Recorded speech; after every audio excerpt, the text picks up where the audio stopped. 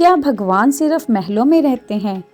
क्या वो सिर्फ बड़े बड़े मंदिरों की आरती सुनते हैं, या फिर किसी गुमनाम से जंगल में किसी बूढ़ी गरीब अनपढ़ स्त्री की झोंपड़ी में भी आकर चुपचाप बैठ जाते हैं? ये कहानी है रामायण की सबसे छोटी लेकिन सबसे गहरी कहानियों में से एक ऐसी औरत की जिसने पूरी जीवन इसी बात का इंतजार किया कि कभी तो मेरे राम आएंगे। उम्मीद करती हूँ आप समझ गए होंगे कि मैं बात कर रही हूँ शबरी की। और उसकी कहानी सिर्फ झूठे बेर ही नहीं बल्कि टूटे हुए सपने, त्याग, सच्ची भक्ति और भगवान के वास्तविक स्वरूप की कहानी है। चलिए शुरू करते हैं। शबरी, जिसने प्रेम में अपने भगवान को दौड़ा दिया। शबरी किसी राजघराने की बेटी नहीं थी, ना ही किसी ऋषि मुनि की संतान थी, ना ही किसी बड़े शहर की सीधी सादी महिला। वो थी एक भील, जानते हैं भीलनी के नाम से। भील मतलब आदिवासी की बच्ची थी, जिसका काम था जंगलों में रहना, जानवरों को पालना और कभी कभी जानवरों की बलि देकर अपने इष्ट देवता को खुश करना। उसकी शादी तय हो चुकी थी, पूरे गांव में खुशी थी, मानो जैसे उत्सव चल रहा हो। लेकिन शबरी का दिल किसी और तरह से ही धड़क रहा था। शादी से एक दिन पहले उसने कुछ डरावना देखा। गांव वाले तैयारी कर रहे थे कि शादी के मौके पर बहुत सारे जानवरों की बलि दी जाएगी। शबरी ने देखा बेचारी बकरी, मुर्गे, जानवर रस्सी से बंधे हुए हैं। उनकी आंखों में डर है और गांव वाले कह रहे हैं आज शबरी की शादी है, खूब बलि देंगे, देवता खूब प्रसन्न होंगे। और यहीं से उसके भीतर करुणा जाग गई। वो सोचने लगी अगर मेरी शादी की वजह से एक भी प्राणी को मरना पड़ा तो ऐसी शादी किस काम की। उस रात शबरी ने निर्णय लिया, मैं भाग जाऊंगी लेकिन इन बेचारों की जान बचा लूंगी। और वो सचमुच भाग गई। शादी टूट गई, गांव की इज्जत गई, लेकिन शबरी ने अपनी अंतरात्मा की आवाज नहीं छोड़ी। शबरी घर से भागकर जंगल की तरफ गई। ना घर, ना परिवार और ना ही कोई सहारा। रास्ते में कई ऋषि मुनियों के आश्रम पड़े, लेकिन हर जगह एक ही समस्या थी, ये तो भीलनी है, नीची जाति की है, अगर ये आश्रम में आ गई तो हमारा तो आश्रम ही अपवित्र हो जाएगा। कई जगह से उसे भगाया गया, ना ही रोटी दी गई ना ही पनाह। सोचो भगवान की सबसे प्यारी भक्त शबरी, उसको कितनी मुसीबतों का सामना करना पड़ा, लेकिन उसने हार नहीं मानी। आखिरकार वह पहुंची मतंग ऋषि के आश्रम में। वहां से उसकी जिंदगी ही बदल गई। शबरी कुटिया के बाहर खड़ी हो जाती है और डरते डरते कहती है, महाराज मैं भीलनी हूँ, आपके आश्रम में आई तो आश्रम अपवित्र कर दूंगी, लेकिन मैं बस इतना चाहती हूँ कि मैं भगवान की भक्ति करूँ और किसी को कष्ट ना दूँ। तो मतंग ऋषि ने प्रेम से आंखें खोली और मुस्कुरा कर बोले, जो दूसरों को कष्ट नहीं देना चाहती वो अपवित्र कैसे हो सकती है बेटी। बस यहीं से शबरी की जिंदगी बदल गई। मतंग ऋषि ने उसे अपने आश्रम में रख लिया और कोई बड़ा कार्य नहीं दिया, ना वेद पढ़ना, ना हवन, ना ही गूढ़ ज्ञान। बस एक ही काम दिया, तुम हर रोज सुबह जल्दी उठोगे, आश्रम की सफाई करना, रास्ते के कंकड़ पत्थर हटाना, मेहमानों के लिए पानी भरना और हर किसी के लिए प्रेम से फल फूल तैयार रखना। शबरी खुश हो गई, यानी मैं भी सेवा कर सकती हूँ, मैं भी भगवान के कार्य में कुछ हाथ बटा सकती हूँ। कई साल बीत गए, शबरी सेवा करती रही। वो खुद को भक्त नहीं मानती थी, वो खुद को सेविका मानती थी। फिर एक दिन मतंग ऋषि को आभास हुआ कि मेरा इस शरीर को त्यागने का समय आ गया है।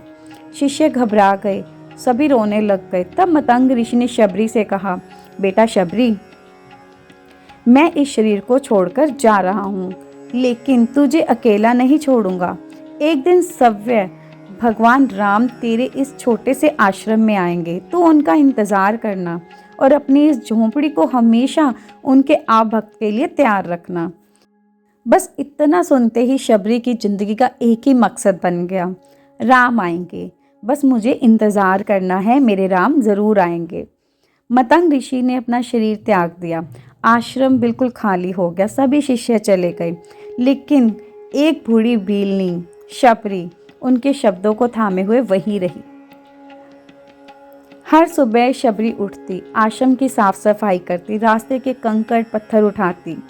कहीं न कहीं से राम जरूर आएंगे, कहीं ऐसा ना हो कि मेरे राम के नंगे पैरों में कंकड़ चुभ जाए। फिर वो ताजे ताजे बेर ढूंढने जाती, जंगल भर में घूम घूम कर हर बेर को खुद चखती। अगर मीठा होता तो राम के लिए अलग से रख देती, अगर कच्चा या खट्टा होता तो फेंक देती। मेरे राम को खट्टा कड़वा बेर कैसे दे सकती हूँ मैं। दिन बीत गए, महीने बीत गए, कई साल बीत गए। काले बाल सफ़ेद हो गए, झुर्रियाँ पड़ गई, आंखों की रोशनी कम हो गई, लेकिन उंगलियां आज भी बेर चुनती थी और मन में एक ही मंत्र था, आ जाएंगे मेरे राम, आ जाएंगे, शायद आज आएंगे। लोग हंसते कि अम्मा तो पागल हो गई है, ये कौन से राम हैं जो इस भीलनी की झोंपड़ी में आएंगे। लेकिन शबरी को कोई फर्क नहीं पड़ता, क्योंकि उसके मन में विश्वास था कि मेरे राम जरूर आएंगे। एक दिन जंगल के उसी रास्ते से राम और लक्ष्मण सीता की खोज में निकले और खोजते खोजते वो मतंग ऋषि के आश्रम की तरफ आए। राम ने उस भूमि पर कदम रखा तो अचानक भावुक हो गए। तो लक्ष्मण ने पूछा, भैया ये कौन सी जगह है जो आप इतने भावुक हो रहे हो। राम बोले, ये मेरे तपस्वी भगत मतंग ऋषि की भूमि है और यहाँ एक महान भक्तनी शबरी अभी तक मेरा इंतजार कर रही है। शबरी दूर से ही देखती गई, दो राजकुमार उसकी तरफ आ रहे हैं। उसका दिल पहचान चुका था, ये तो वही है, ये तो मेरे राम है।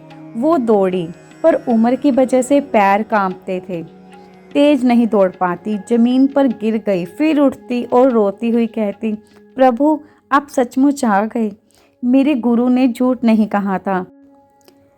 राम खुद आगे आए और शबरी के पास आते हैं और कहते हैं, शबरी मैं देर से नहीं आया, मैं तो सही समय पर ही आया हूँ। शबरी घबरा कर सोचने लगी, मेरे पास तो देने के लिए कुछ भी नहीं है, ना शुद्ध घी, ना हलवा पूरी, ना सोना चांदी के बर्तन, बस एक टोकरी में बेर हैं। कांपते हाथों से वो बेर उठाती है और हर बेर को अपने दांतों से काट कर चखती है। अगर बेर मीठा निकलता तो राम को दे देती, नहीं तो फेंक देती। बाहर से देखने वाला बोलेगा, अरे भगवान को तो ये झूठे बेर खिला रही है, लेकिन प्रभु तो उसके बेहिसाब प्रेम को देख रहे थे। राम मुस्कुराकर बेर खाते रहे, इतने प्रेम से खाते रहे मानो स्वर्ग के भोजन भी इसके आगे फीके पड़ गए हों। लक्ष्मण ये देखकर भावुक भी हुए और थोड़ा संकोच में भी। शबरी कुछ देर बाद डरकर बोली, प्रभु ये बेर मैंने पहले चख लिए, कहीं मैंने कोई गलती तो नहीं कर दी। राम मुस्कुराकर बोले, शबरी इन बेरों से मीठा कुछ नहीं हो सकता, क्योंकि ये सिर्फ तुम्हारे मुंह से नहीं, तुम्हारे दिल से होकर निकले हैं। कई लोग कहते हैं शबरी ने राम को भोजन दिया। बहुत कम लोग जानते हैं कि राम ने शबरी को बहुत गहरा भक्ति ज्ञान दिया था, जिसे कुछ जगह नवदा भक्ति से जोड़ा जाता है। राम ने कहा, भक्ति के ये रूप बहुत प्रिय हैं, संतों का संग, कथाएं सुनना, भगवान के नाम का जाप करना, मन में विनम्रता, इंद्रियों पर संयम, संतोष, सरलता, हर जगह भगवान को देखना और पूरी तरह शरणागति।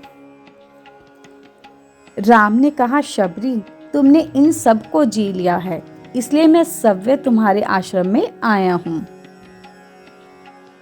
इस तरह भगवान ने अपनी भक्तन की भक्ति को प्रमाणित किया। इससे हमें दो चीजें सीखने को मिलती हैं। भगवान स्टेटस नहीं, सच्चा दिल देखते हैं।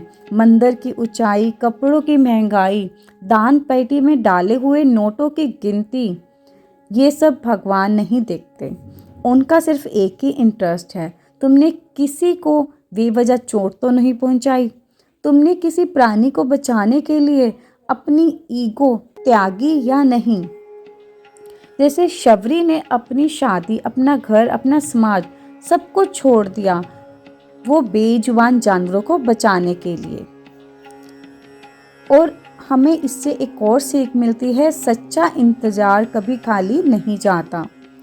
कहानी में शबरी को लगता है कि वह अकेली है, पर असल में वो सबसे ज़्यादा जुड़ी हुई थी भगवान से, अपने गुरु से, अपने राम से। दुनिया तो कहती थी राम आएंगे, ये तो पागल है, यहाँ कैसे आएंगे। लेकिन उसके लिए राम आ चुके थे।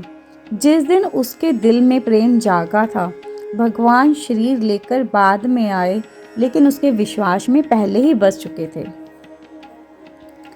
आज हम सबकी जिंदगी में भी कहीं ना कहीं शबरी वाले पल आते हैं, जब हमें लगता है कि हम छोटे हैं, कमज़ोर हैं, टूटे हुए हैं। हमारी पूजा, हमारा जप, हमारी प्रार्थना शायद भगवान तक पहुंच ही नहीं रही। ऐसे समय में हमें शबरी की कहानी याद करनी चाहिए। शबरी की कहानी से हमें पता चलता है भगवान कभी भी दिल से किए गए इंतज़ार को ठुकराते नहीं। वो देर से आ सकते हैं, लेकिन आपको खाली हाथ नहीं छोड़ेंगे।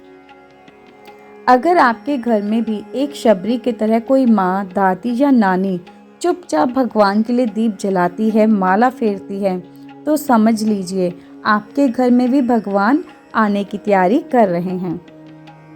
अगर आपको शबरी की ये कहानी अच्छी लगी, आपके दिल को छुई हो, तो इस वीडियो को अपने पेरेंट्स, बच्चों और फ्रेंड्स के साथ ज़रूर शेयर कीजिए, क्योंकि हो सकता है किसी एक शबरी का विश्वास आज फिर से जिंदा हो जाए।